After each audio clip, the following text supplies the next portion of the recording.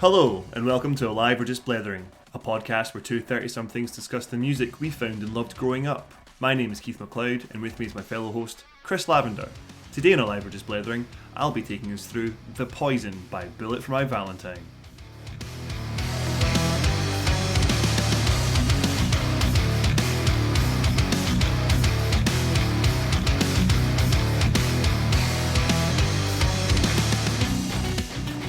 Well, hello, Keith. How are you today? Alright, Snag, how's it going? Oh, You good. alright? What are you up to? Oh, good. Did mowed my lawn today like a true dad. And you sent me a picture, I'm very proud of you. I was so proud. I mowed it a week ago and it looked like hell. So I was like, oh no. Were you scared you'd done some damage? I still am. But anyway, it's recovering. But Glad yeah, to hear it, man. Dad-like. Nice fence as well. Are you going to paint that? It's treated. It is treated wood. But we're not going to paint it. We're not going to get a colour on that.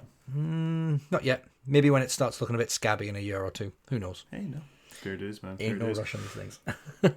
So welcome to Live or Just Blethering, where we're clearly two 30-somethings as we're talking about mowing grass and lawns. If you're new to the podcast, welcome. If you're returning to the podcast, welcome back. What is it about The Poison that has brought you to the podcast? What are your opinions on this album? Because we certainly have a few. Give us a shout on Instagram at AOGBpod. Drop us an email at AOGBpodcast. I don't know why I've forgotten all these, but give us a shout there. Instagram, Twitter, Facebook, we're there. Or even drop us an email, AOGBpodcast At gmail.com. gmail.com. Nailed it.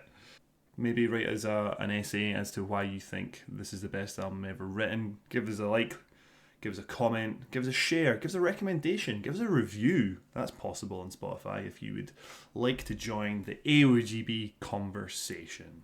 I must admit, I don't think we're going to get many positive reviews from the Bullet For My Valentine fans today. Sorry. Yeah, okay, for foreshadowing, not really foreshadowing, just maybe disclaimers, this one hasn't aged well for us. It has not. I have truly found this a struggle. And I'm not proud to say that. Well, it's not a matter of pride. It's just usually I can fire away through an album without even blinking. But for some reason, this one just I couldn't get into it. I was quite actually excited. The first sort of second listen, I sort of went through it. You know, haven't listened to this album in a long time. Didn't really stick with Bullet after this. This is very much a flash in the pan, almost similar situation to Trivium. Absolutely fell in love with this album. Really loved Bullet for this short period of time. Fell off them on the next album. Unlike Trivium, never came back to them. But in listening to it for the first time, yeah, you know, there was fond memories there. And then I actually listened to what was there, and I thought, oh no, this Problematic. What I don't know how they're still around with some of these songs. It reminded me when we listened to Cheetos. Yeah, which we never released. We never released this one, but it was an album we all listened to for the first time, for the very, very first time for some of us. Mm-hmm. And yeah, I remember you commenting that, has this guy ever been Me Too'd? Yeah.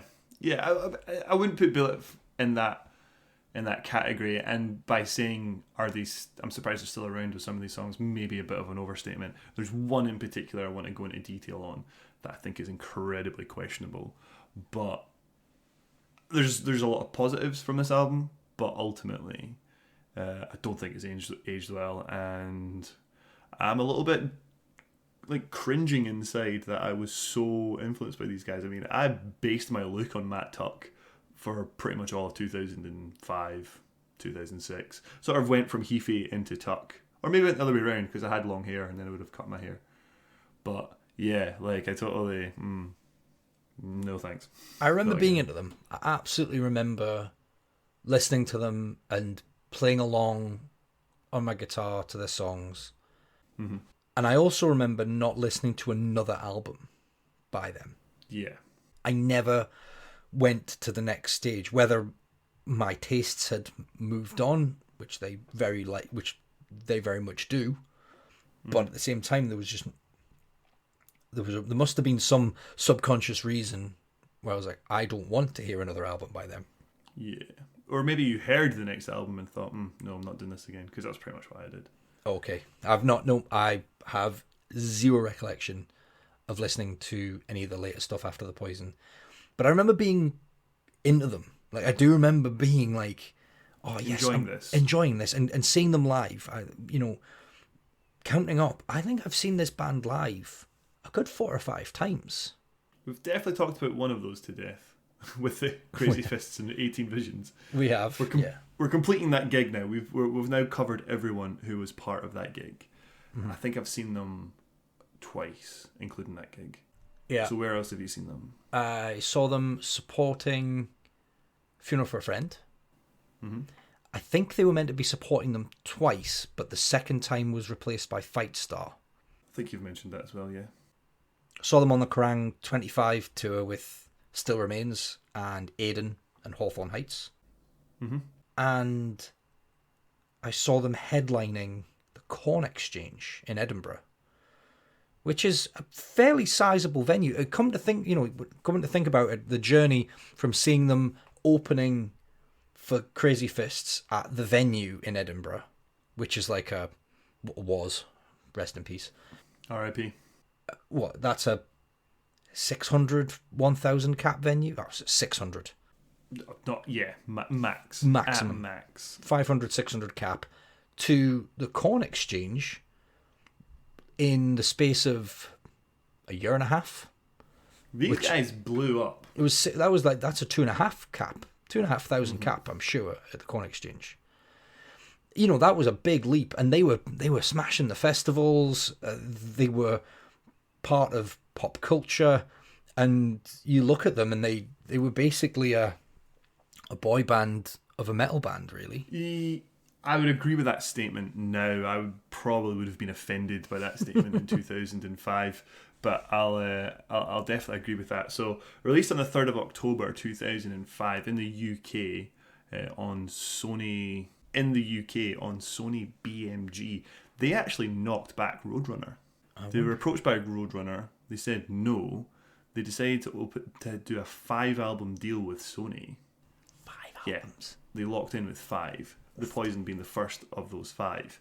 And Matt Tuck saying that they thought more doors would be open to them through Sony. I think that's a very smart move from them, to be honest. I think they could have easily been very pigeonholed by Roadrunner. I think Roadrunner might even have been a bit more ruthless if those sales didn't immediately come out of the Poison on Roadrunner. These guys could have been dropped very quickly. So I think if Sony were willing to give them a 5-album deal, they obviously saw the value in them, and they've gone for that. So good on them. But where did you find Bullet For My Valentine? What was your sort of first exposure to this band? 36 Crazy Fists opening. Right. That was it. And I remember hearing it live for the first time and really enjoying it and thinking these guys have got something. And if anyone who's listening is from Edinburgh or has ever been to the venue, it is a very, very small stage. Mm-hmm. And they were a 5-piece band, and they're quite tall. They're quite tall guys with a. Can't remember. I seem to remember them. I seem to remember them all being tall except the bassist, and Jason. And he and like they did seem really cramped on this stage. But I remember being impressed by their guitar work live.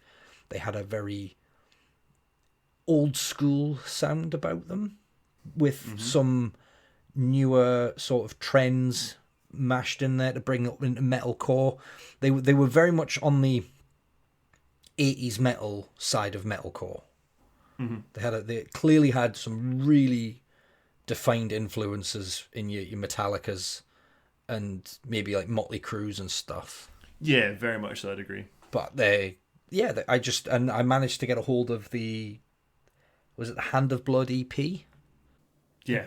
So it wasn't. It was the self-titled Bullet For My Valentine EP, but it had Hand of Blood on it. Right. So I had Bullet For My Valentine, Hand of Blood, Cries in Vain, Curses. That's the one. No Control, and Just Another Star, and it was the Japanese one. So I think I must have downloaded that off whatever torrenting website I managed to get a hold of it on. metaltorrents.com or something. One of those forums must have had it. Mm-hmm. And yeah, they blew up at the same time that Trivium came through the door. So they were clearly very similar sounding bands, I think. Okay. Guitar influenced metal bands. Bands. They absolutely had like some OG metal at their foundations, at their core. And I would say there was differences there. But yeah, I would absolutely put Bullet and Trivium in the same basket. Yeah.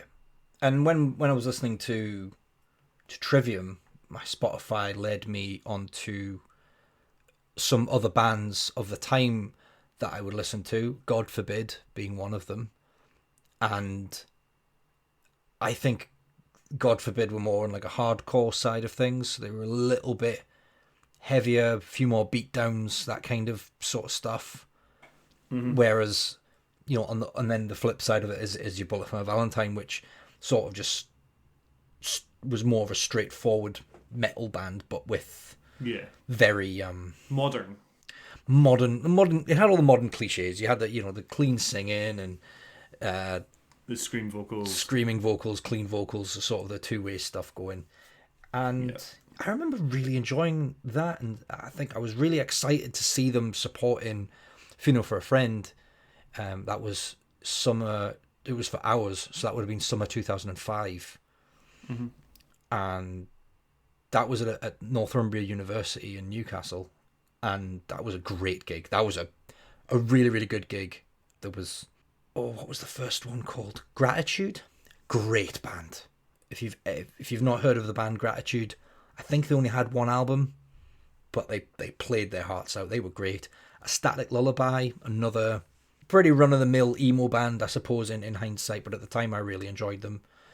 And then Bullet For My Valentine and Funeral for a Friend. So that was a really, really great lineup for a show. It's a big bill. Yeah, it was 4 bands, and it was all filmed as well. It was all it was live streamed, which for 2005 was pretty big. Something. Yeah, it was a big deal. It was live streamed on MySpace, and the next time I think was the Kerrang 25, which was 2006, and then again was the other one that you were at, where you punched yourself in the face. Yes, I did.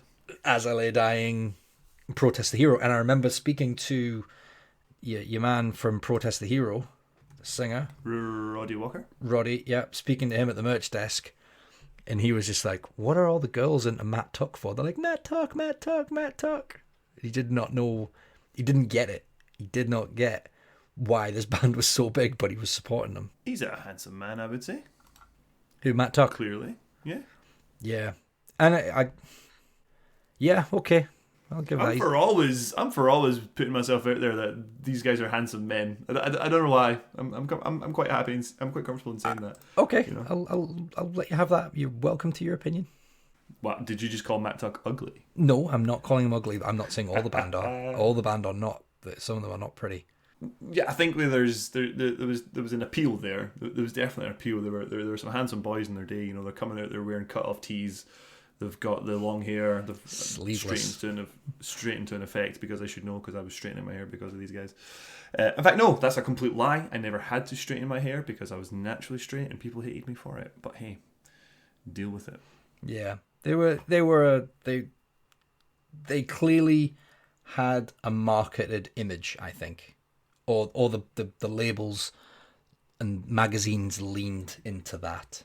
It was of its time. It was so of its time. You could have, you could create a doll, right? Okay. A little action figure, and it could be in a cut-off Metallica tee. It could be in black jeans. It could have like some sort of Vans shoes. It could have a studded belt, and you could just put Matt Tuck's head on it, or you could put Matt Heafy's head on it, or you could put, so it was entirely interchangeable, and that was the style of 2005, really, wasn't it? And then he went on, and that's my times that I've seen them live. And I think by the last time I saw them live, I don't think I wanted to see them. I think I'd had enough. Yeah. By then, I went for the support acts to that show. I wanted to see Protest and As I Lay Dying. Those were two really big bands that I would listen to on the regular, and you know they were what I wanted to be there for, and I think I may have stayed for like maybe 2 or 3 Bullet songs and was like, nah, job done. I lived really close to the Corn Exchange, so I was just like, I'm just gonna get a bus home. Yeah, no, it's I actually maybe want to predate my interest in Bullet For My Valentine from 2005. So The Poison came out in 2005, but you touched on the Bullet For My Valentine self-titled EP with Hand of Blood on it. Now that came out 15th of November 2004. I distinctly remember a friend of ours saying, Keith, you got to check these guys out. You will fucking love this shit. And there was a video for Hand of Blood, and he was showing me the video for Hand of Blood, and I was like, you're right, I do love this shit. So that was me. I was there. I think I've got the self-titled EP, and it was just a natural progression for when The Poison came out that I was definitely going to check these guys out, and I was into them. I remember The Poison. It's fucking hell, man. I want to kill myself for this sort of stuff. I remember The Poison coming out, right? Kill myself is a bit strong, but cringe. Just there's so much cringe around. Like I'm revisiting this album. Yeah. So it's my power metal band at this time, which I've mentioned on a few episodes now. Massacre on the Fjords. Massacre on the Fjords. I'm going to practice. The drummer, we practiced at the drummer's house. It was all set up in his bedroom and stuff like that, and we just practiced around at his house. So the album comes out. I've got it in the car. I'm listening to it on my way to practice. It's just me. I'm like, this is fucking amazing. This is so good. This is some of the best stuff I have ever heard.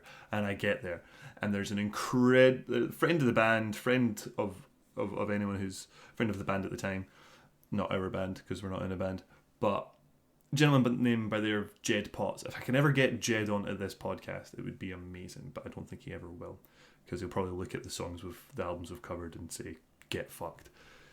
But Jed, I've not spoken to you in a while, but you will not remember this, but we get there, and I was like, oh yeah, no, I've just been listening to the new Bullet For My Valentine album.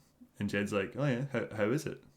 Now, I know now he was just totally baiting me into a fucking joke, but I was like, oh yeah, it's pretty good, man. Like, I think it's pretty awesome. Like, this is some really good shit. And I was like, oh yeah, better than the Zep.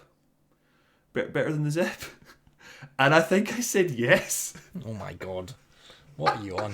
What were you on?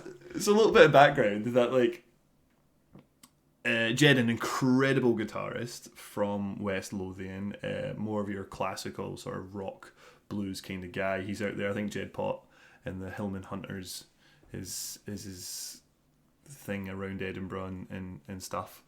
Does obviously plays more further afield than Edinburgh, but yeah, I'm not saying I don't think at the time what I was trying to say is Bullet For My Valentine are better than Led Zeppelin. I don't know Led Zeppelin. Like, I know of Led Zeppelin. I have never sat down and listened to a Led Zeppelin album from A to B. I haven't done it because I was never, like, that much of an old school guy, and I didn't really care to, like, go back and listen to that stuff. You know, you pick up a couple of songs or whatever and blah, blah, blah. But there's Jed basically saying to me, or trying to take the piss out of me by, like, saying, oh, is this... Really? Would you put it up there with Zeppelin? And I was like, yeah, well, I'd put it up there with Zeppelin. Would I put this up there with Zeppelin now? Oh my god! Like you've got levels, mate. Just levels.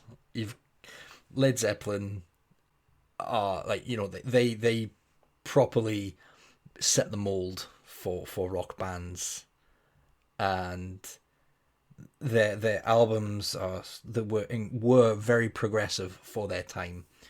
And to compare it to The Poison, yeah, that's a bridge too far, I think. Believe me, I'm with you on all of that, and I'm sure it was just a bit of a running joke at the time that I didn't get, because I'm pretty sure he knew I wasn't, like, you know, up on my Zeppelin at the time. But that was me, so I got introduced via the Hand of Blood video. Loved the Hand of Blood video. Would have been on that EP up until The Poison. And I do remember loving The Poison. Like I said, I probably based my image a little bit on Matt Tuck at the time, even revisiting it now. You know, it was nice to hear some of those riffs and stuff like that. But, oh boy, this another 17-year-old album, and it has not, for me personally, aged well. Lyrically, there's some questionable points in this album.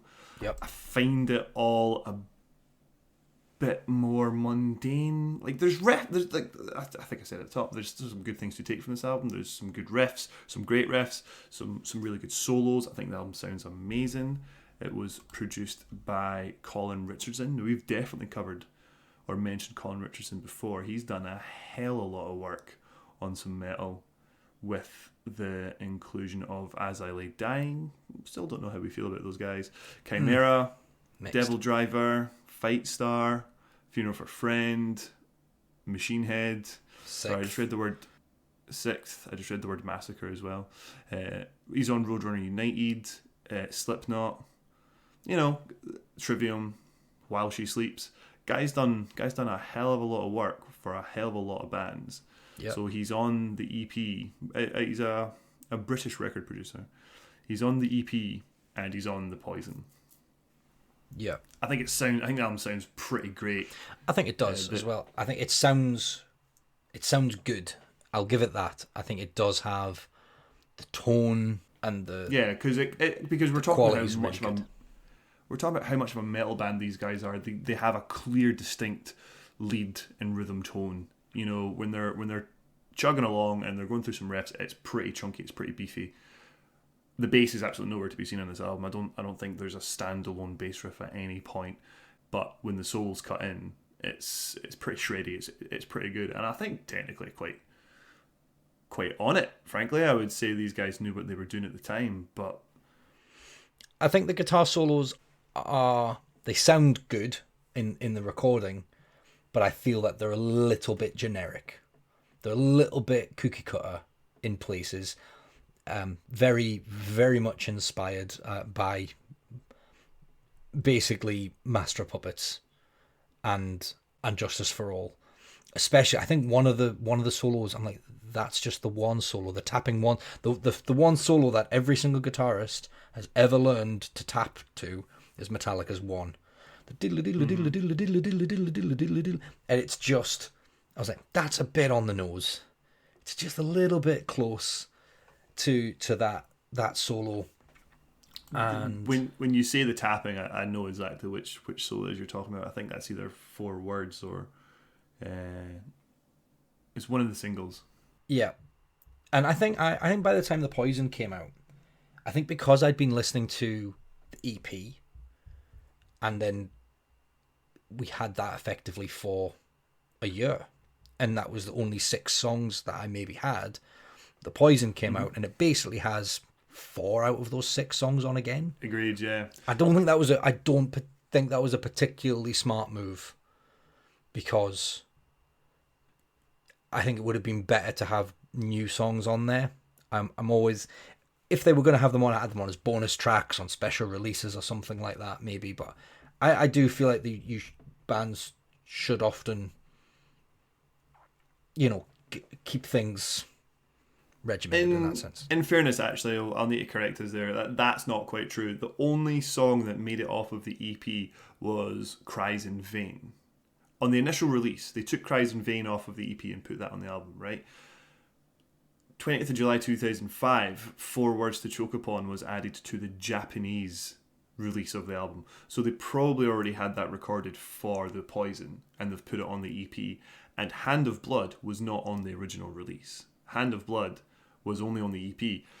And when I was listening to it off of Spotify and Hand of Blood came on, I was totally surprised. I was like, no, this pretty sure, because I'm not comparing the songs, but Hand of Blood sort of reminds me a lot of this year's Most Open Heartbreak. Just an incredibly really good out the gate sort of first release intro song, blah blah blah. If you hear that song, you're going to be like, yeah, this is awesome. So I'm not comparing the 2 songs directly, because End of Heartache would have been hands down.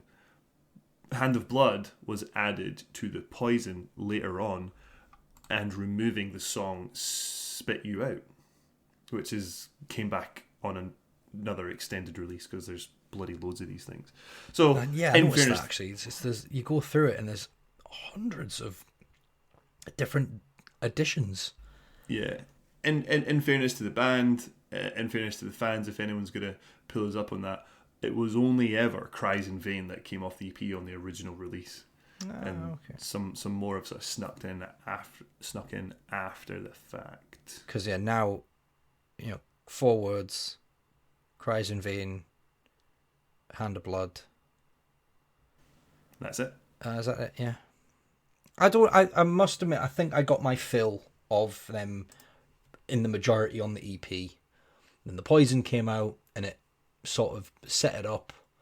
I remember even, again, I was interested on the forums. They did a competition for the artwork.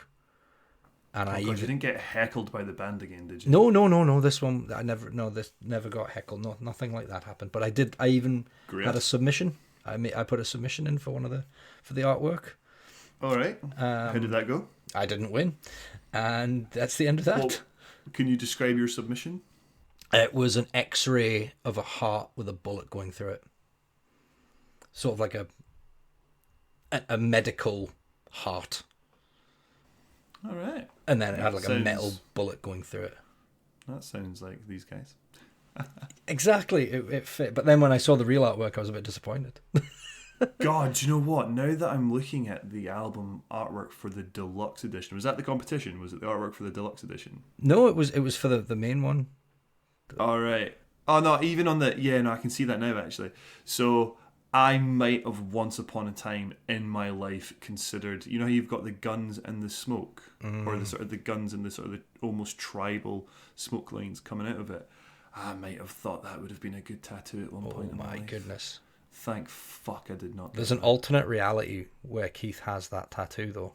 There's an alternate reality where I'm still a Bullet For My Valentine fan. But it ain't this one. It's not this one. Maybe we'll get a cameo in the new Doctor Strange movie. I don't know, but we're definitely not getting that. Let's talk about sort of the artwork there, and because it would help. Well, this is what I mean. It would help the situation that we're going to bring up if this was some sort of concept album. If this was maybe about, a crime, a murder. For anyone who's not seen Bullet For My Valentine, the Poison album cover, it's a sort of cel-shaded-esque Sin City, Frank Miller, Sin City, like black and red. Yeah, where there appears to be a naked woman. You can't tell if she's naked because it's as if she's sort of lying dead. There's blood splatter in a door frame. There's light coming through the door, and there's a person standing in the door with the silhouette over their body. So I can't tell if that person is naked or the silhouette is sort of covering them as if they were wearing clothes, right? So dead woman on the cover. Person silhouette, I would say, looks like a male silhouette. Not male, the silhouette of a male. Standing over this naked woman. There is a person standing over them. Yeah. In a doorway. Might not be male. That might be me being presumptuous. Oh yeah, the woman is, I've already mentioned she's naked. I can see she's in high heels. Right, okay, so let's get on to the sort of point where this album turned for me and I started questioning literally everything about it. What the fuck is Hit the Floor all about? It's a bit creepy, isn't it? Because it feels a bit stalkerish. A bit? Good lord, this is one of the rapiest songs I've ever heard. Hit the Floor is track 6 on Spotify. It's 3 minutes 30 seconds long. Let's just go through some of the lyrics of this song. Right, so the verse: I see you walking home alone, your face is alive and bright, but you can't see how weak you are, 'cause I could end it tonight. It's the feeling you get when you think that someone behind is watching you. Well, I can tell you now that someone is me. I'm about to make it right. That is really rapey, isn't it? Verse one, right? Yeah. Gets to the bridge. Why do you take it all? Why do I beg for more? I never thought that this is how I'd hit the floor. Why do you take it all? What does any of that mean? No, mate, it's the next one. I'm sorry, the next. Oh, yeah. Verse 2. God. Verse 2. why do I beg for more? I never thought that this is how I'd hit the floor.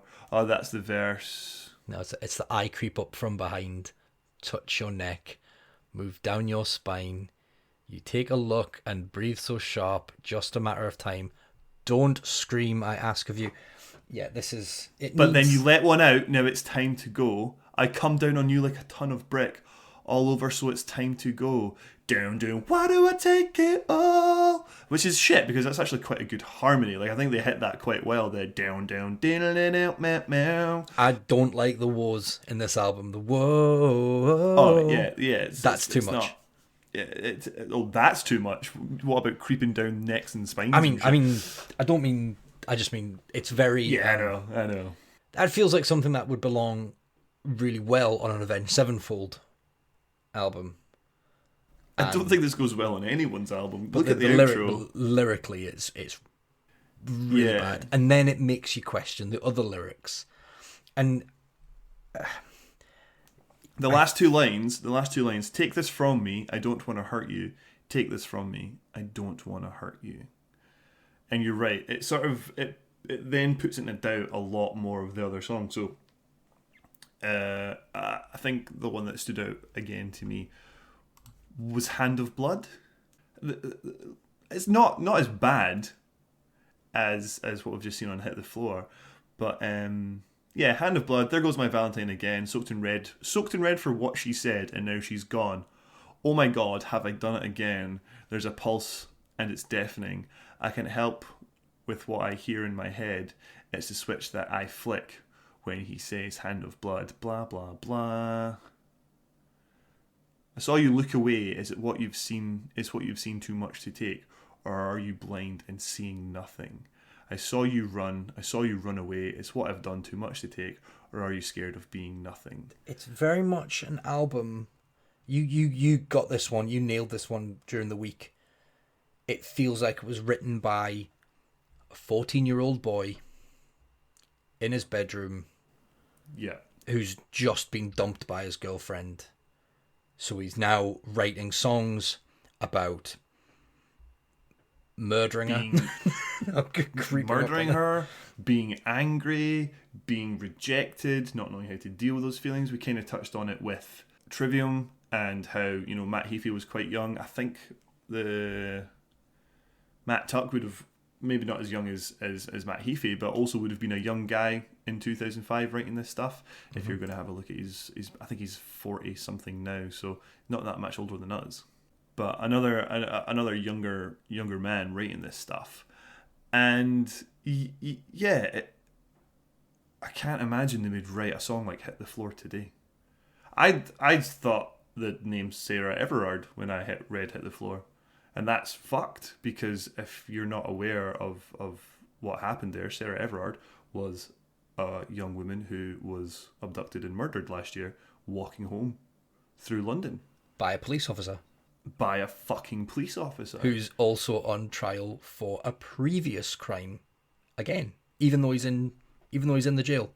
Yeah, they found out he was an even worse cunt than he could have possibly have been. He was apparently a right weirdo as well. He used to bring escorts on works night outs and stuff, and just hire prostitutes just for the fun of it. He's a total creep. And people wonder why I don't like the police. Honestly, because somehow that guy managed to stay a police officer. Anyway, let's not rant about why I'm questioning the police, right? So, yeah, I read Hit the Floor and I think Sarah Everard, and I'm like, this is fucked. Who are these guys, and why did I not identify this in 2005 as an absolute red flag? I can see these are the types of albums that the incel movement get themselves quite into, because it's very anti-woman, this album. It feels. I sort of agree. I don't want to. It's why I'm reading out the lyrics. I don't want to just all of a sudden state this is the meaning of these lyrics. I fucking hope there's a different interpretation of these lyrics. I don't want this music to mean what I think it means. And at the end of the day, I'm not thinking the guys from Bullet For My Valentine are stalking and murdering women. Do you know what I mean? They're not going out their way to do this sort of shit. Like, I know that's not the case. It was probably written by a 15 to 18-year-old guy because he thought it sounded cool and dark and edgy. Exactly like we said with Matt Heafy. You know, would they write this song today? I don't fucking think so. But why the fuck is this? Why didn't they take this song off the album rather than spit you out or whatever? In all its millions of re-releases and repackagings they could have. This if you just look at Spotify, this song Hit the Floor has 18 million plays. So I've got 2 young kids, so we've been going through Disney, and we've got Disney Plus. Mm-hmm. And there are some movies from the 90s that come with like unskippable sort of warnings. Aladdin is a great example. Is it not also the Song of the South? Is a good example as well, I think, of what you're about to say. I don't know about that, but I know if you watch Aladdin on Disney Plus, you get a disclaimer at the start, mm-hmm. which is then basically saying this, depicts people badly. We're preserving it. We're preserving it in its original form, but we played to stereotypes and racial stereotypes, etc., and that's not the done thing anymore. Yeah, and it was like at the time it was, but now it is not. And I know that in Aladdin they changed. So in the remake, they changed one of the lyrics for Arabian Nights. It used to say, I don't know what it says now, but it's the line is it's barbaric, but hey, it's home. They've changed that lyric to something else, so they don't call them barbarians anymore, effectively. And good on you, Disney, you weirdos. But I feel like this is one of those albums that could perhaps benefit from a slight disclaimer. I don't know how Spotify would do it. Just to be like, just before you listen to this, bear in mind it was written by an angsty teenager 20 years ago. It doesn't reflect their views now. I bloody hope it doesn't anyway. And, something like that would be a really interesting addition to I don't want to censor it. I don't believe that the album should be censored, but I feel it's one of those, the lyrics on some of these, not just what we're talking about there. Hit the Floor, but I think Room 409 as well. I think that's got a lot of like blaming the other party. Getting caught suffocating cheating. Under Words of Sorrow. We were just looking at it before we started. That just makes no bloody sense at all. Gibberish, absolute gibberish. But it does feel as if it's scapegoating. It feels as if it's scapegoating the other party, which you would assume from the line, she steps out from her underwear so beautiful, that it's scapegoating a female. Like it's insane. If you're a Bullet For My Valentine fan, and you've gotten this far without hating every word we've said, and you have a different interpretation of Hit the Floor or the sort of the lyrics we're talking about, please shed some light on this stuff, because sure, interpretations can go anywhere, you can have different meanings and stuff like that. If we've got the absolute wrong end of the stick, let us know, because this is the sort of shit that makes me like not listen to bands anymore. Yeah. I have struggled to get through this album end to end, and I think the lyrics are troublesome and hammy in places and nonsensical in others. Yeah. I think overall, as much as we've praised the album's production and its sound, I think it's quite a boring album. There's quite generic in places. I think I genuinely agree with what you're saying. The album as a whole, I've started to do this to myself in listening to some of these albums. I listen to them too much within a short period of time. I probably got through this album 5 or 6 times in the space of about 4 or 5 days. That's 5 or 6 times more than I managed, believe me. Yeah, and like I said at the top, really enjoyed hearing some of these riffs again for the first time, but just by the end of it, I was bored. I didn't really... I found myself picking out faults more than I was picking out sort of good things. Like when I referred to some of the stuff on Still Remains, like having listened to that album numerous times over the last 17 years, I was still finding new bits. You know, when I looked back at my phone because there was a song which was like, oh crap, I don't remember this part of it. You know, the Poison didn't really have that same sense of rediscovery or that same sense of, you know, oh, that bit's amazing. It is a very straightforward metal album, albeit done well. So no bad thing there. Done well, but yeah, I suppose we've had 17 years of this and it's probably a bit boring by now. Yeah, I won't be listening to it again. No, me neither. Absolutely not. Not until someone can tell me what Hit the Floor means.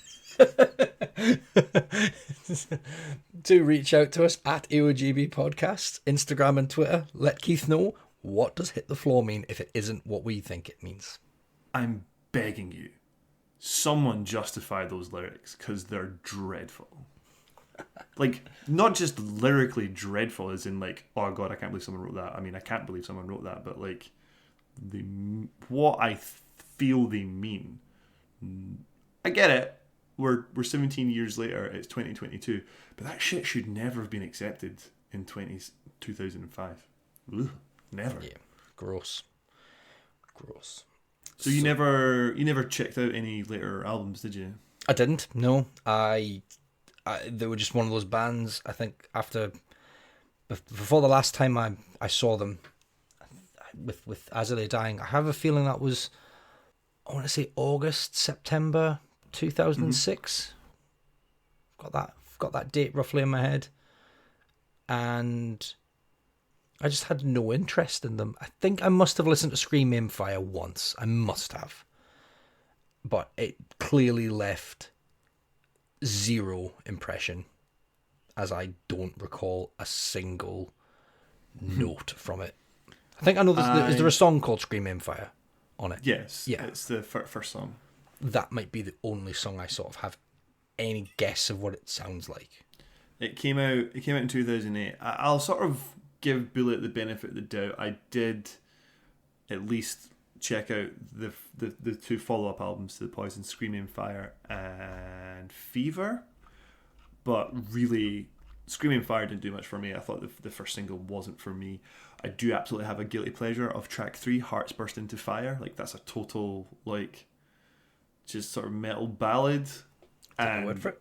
I went back to it and I was like, it's still kind of fun. I still remember why I like this album. It's a total heart bleeder, but like it stuck with me. I think I've just realised Waking the Demon, I think, was a single as well.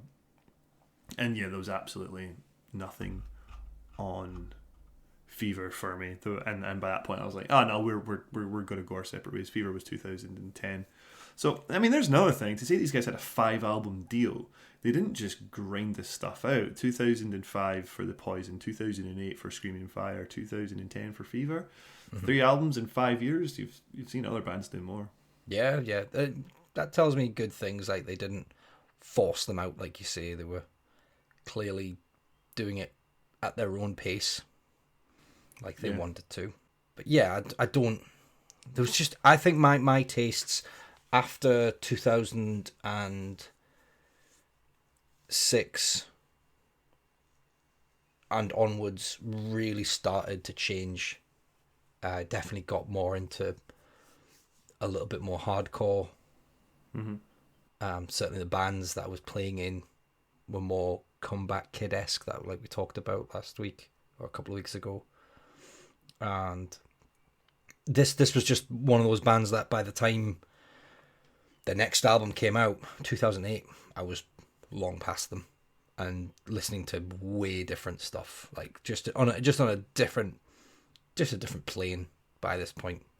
Same. 2008, I think I was in my post-doom metal band, so I was getting more into your Mastodon and your Isis and Neurosis and like that really heavy doomy sludge. So there was absolutely no place in my listening for pop metal. Yeah, you know? Pop metal. There's a really good clincher on Bullet For My Valentine. No, I think that actually really does put a pin in it, because it really was poppy metal. I don't even mean that derogatory. I want to be clear on the fact that I did find some good things on these guys. I thought they had a decent amount of riffage, if we refer to from last week. They had some decent riffage, but it's sort of metal that's pretty safe. I don't want to say so much metal by numbers, but it's pretty safe. It obviously created a good launch pad for them, and they've gone on to do some sweet stuff. So like, credit where credit's due. Bullet For My Valentine definitely had its place, but for me, they didn't have a place after 2006, 2007. Yeah. And it's interesting because the last 2 episodes that we've done, Still Remains and Darkest Hour, those are albums that I will go back to. Those are actually albums that I've been singing in my head in the shower still. They've got hooks, they've got catchy moments. There's something about those albums that I will say I'm much more pleased to listen to, whereas this, sorry to say it, it's just not just doesn't cut it for me anymore. So I'm sorry, Bullet, but you're never mind. In fairness, I think the album has hooks. You know, I think there are those moments that you could have in your head. Ironically, in reference to Hit the Floor, like I said before, the dun, why do I take it all? Dun, why do I beg for more sort of thing. Like, that could get quite catchy and could get in your head. It's just a shame it's a song about stalking and murdering someone. You know, there's other points like Hand of Blood and even the big singles like The 4 Words to Choke Upon and Your Tears Don't Fall and stuff like that. Like, these songs have hooks, and I think that's why they appealed at the time. But yeah, like I had far more enjoyment listening to your Of Love and Lunacy or even Comeback Kid than say Hit the Floor by Bullet For My Valentine. I'm sorry I'm stuck on that song, but it was just genuinely once it was, I don't know, it was like getting bad news. Like, as someone's telling you something's happened and the horror and the shock sets in, like as I'm listening to the song and I'm realizing, and I'm like, fucking hell, is that what we were listening to? And we were oh man, I've got this is totally out from the podcast, but will set the scene for this time of my life. And this is a little bit later on. Where are we? 2007. So, funnily enough, the same guy that got me into or recommended Hand of Blood to me sent me a link. And you know who you are. You think you're coming on soon. We think you're coming on soon. If you're listening to this episode, sent me a link, and it was Keith-dyt.livejournal.com. Oh no. Good luck going to that one, kids, because I deleted that shit instantly. I died inside when I read that stuff. Horrendous. So, I mean, I'm not saying I was writing stuff like Hit the Floor, but like, oh, God. 18-year-old me just sort of like finding my sort of confidence and blah, blah, blah, blah, and having a band and, you know, feeling like I'm on top of the bloody world. Minging. Absolutely minging. I dread to think. And then I listened to Bullet For My Valentine, so no thanks. Oh God, I never really got into the blogging thing. I think I tried to do some blogging. I did like maybe 5-6 posts, and that was genuinely it. But I've since deleted it. I think I might have done a blog on my MySpace page, which I don't even know if it exists anymore. I don't know how to. I mean, should I? I don't know if these are the type of things I should delete or what, because these are the things that come up in, like you say, someone just finds it, someone finds a link. Old tweets have got people kicked out of jobs and stuff. Yeah, I honestly didn't read. I didn't read sort of any of the posts. I read my bio, and that was enough to make me cringe, die inside, and delete this stuff, because it was just so bad. I think my MySpace photos all got lost when MySpace they did like a data migration and they lost loads of stuff. Right. I don't think any of my photos are on MySpace anymore. That's a shame. I would have liked to have dug some of those out for some classic bands. But yeah, no, all my MySpace photos are gone. It's probably for the best, bro. Yeah, it probably is. Anyway, that was the thing, and I'm glad that that's never going to happen. I might even cut that in the edit. I might not even put that live journal thing out there, because it was, like I say, the bio was just so cringy. I think I read some of the titles and I was like, oh my god, what an absolute dickhead I used to be. So, Lav, is it time for our next segment? Yes, I think our only segment after the main segment, after the main show. What am I listening to? What are you listening to? I'll be honest. I've not had a lot to listen to this week. Pray tell. I don't know. I've just been doing other things. You've been too busy mowing lawns, mate. You've been too busy getting them sweet lines in, getting those New Balance all grassy. Getting my feet wet. The only thing I listened to was a link that was sent to us by one of our mutual friends, and it was a band called The Burning Wind, which, when you say it out loud, makes it sound like a shart. But they have the shart.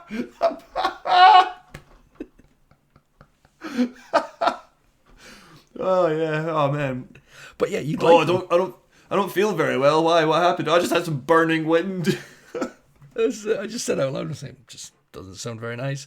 But they have an album of an EP, actually, very short 6-track EP called An Inheritance in A Sharp, and it is great. It was really good. So thank you for that recommendation. I think that was like a 2019 EP, and that's the only thing that I listened to. Oh, and the usual.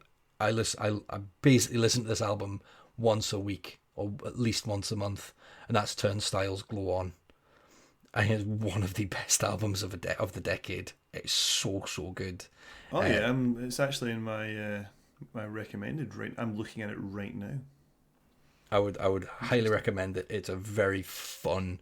They're a fun band to listen to, and like, even though it's hardcore, I feel like I can put that on the car when anyone's in. When the kids are in the car, when the wife's in the car, friends who don't listen to this type of music are in the car, because it's just really fun. And they were on, like, I want to say like Conan O'Brien or some American late night talk show quite recently, doing one of their songs as well, which is, it's amazing for them. They are doing really well. So yeah, if you haven't listened to Turnstile's Glow On already, please do. I will queue it up. I will check that out. What about yourself? Yeah, a bit of a strange one for me. The past couple of days I've been quite busy. I've been up and down to the homeland. I was back in Scotland for a wedding, so I had a few hours to drive. Unfortunately, the wife decided to sleep for most of the journey, so I couldn't have the tunes pumping. However, went through Eternal Blue, Spirit Box again, because I do genuinely just love having that album on in the background. Obviously, give The Poison a bit of a shout. But before I go into podcasts, so I've been listening to a lot of Leather Terror as well, really getting into that, really sort of finding my feet with that album. I think I spoke about it last week and said how I don't really get the album. I'm trying to get my head around it. Really find my feet with it. I love it. That day-night scene, those two songs when they switch around, man, are really getting my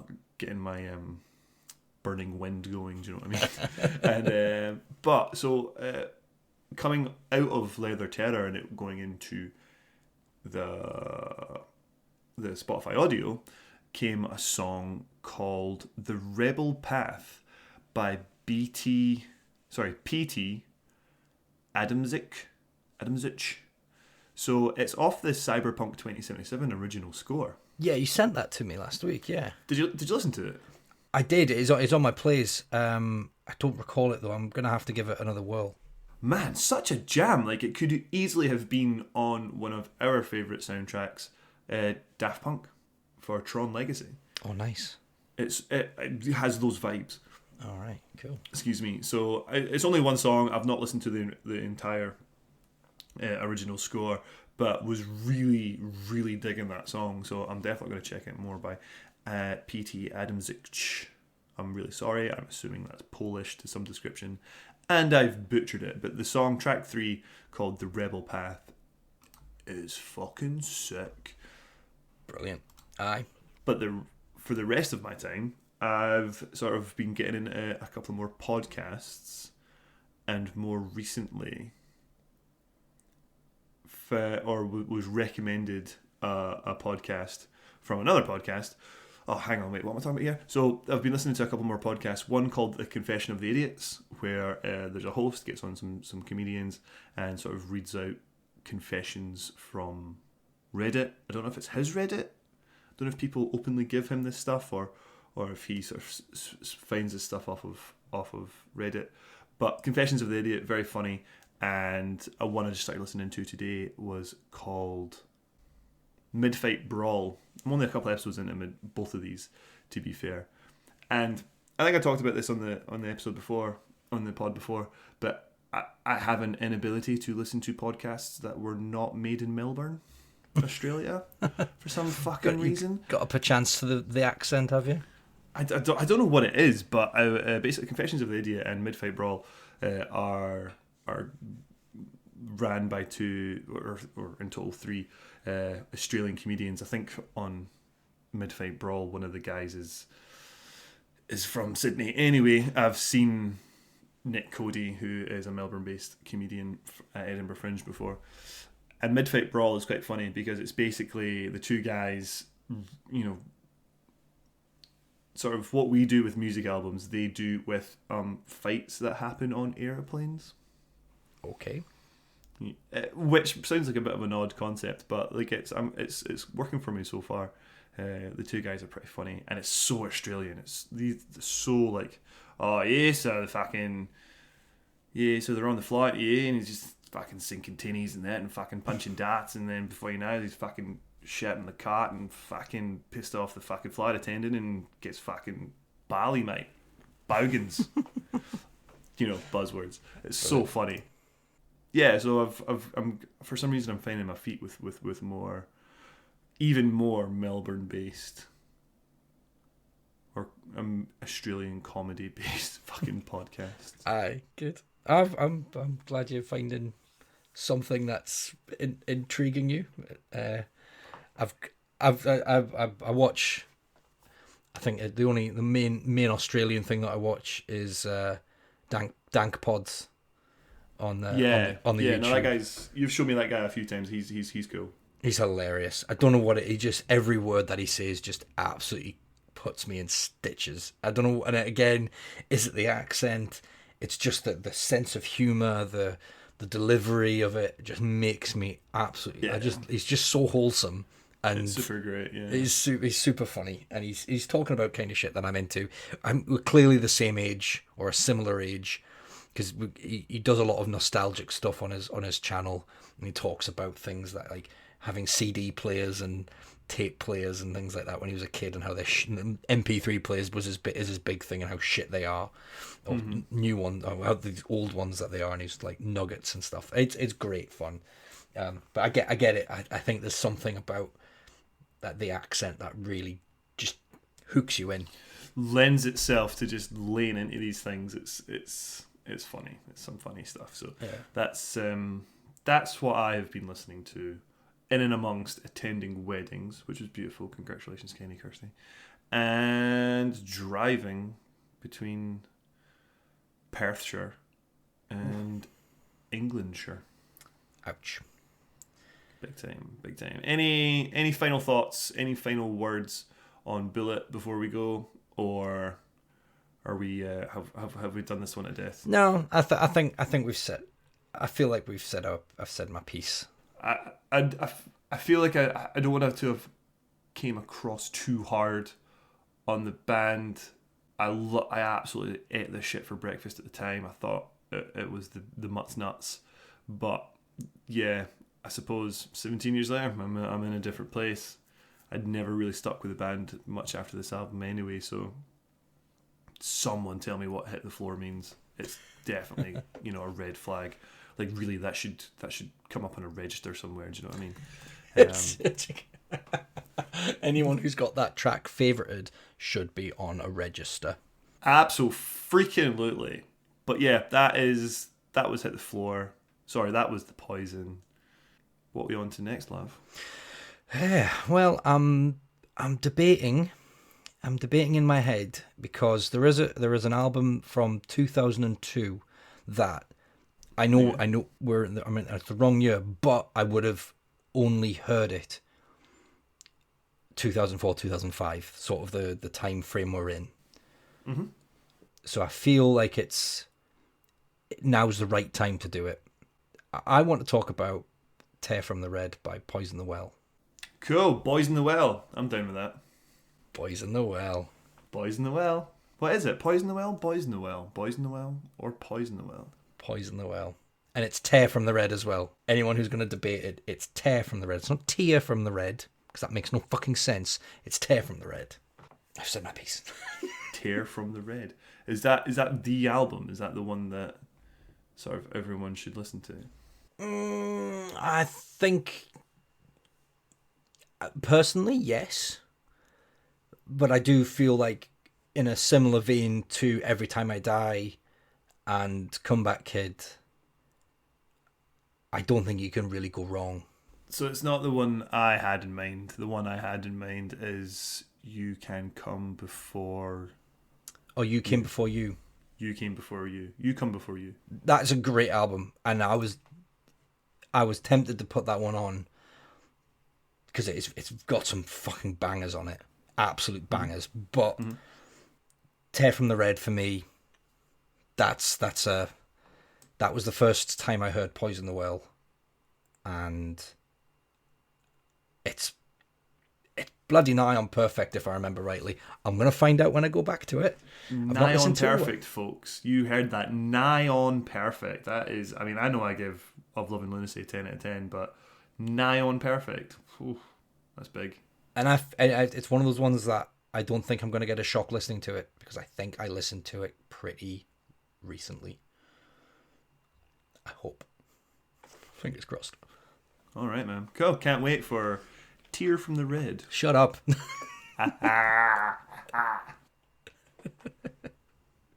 Alrighty. Would you like to take us home, Keith? This has been Alive or Just Blethering. Thank you for listening. If you'd like to get in touch, you know what to do at AOGB Podcast with Instagram, Twitter, and Facebook at aogbpodcast@gmail.com. I did the at again. Whatever. I hope anyone who wants to use it works it out. Someone please tell me what Hit the Floor means, and next week Lav will be taking us through Tear from the Red. Tear from the Red or Tear from the Red? I'm not even trying to joke at the moment. Tear from the Red. Tear from the Red by Boys in the Well. Boys in the Well. What? Good night. What? Night. Night.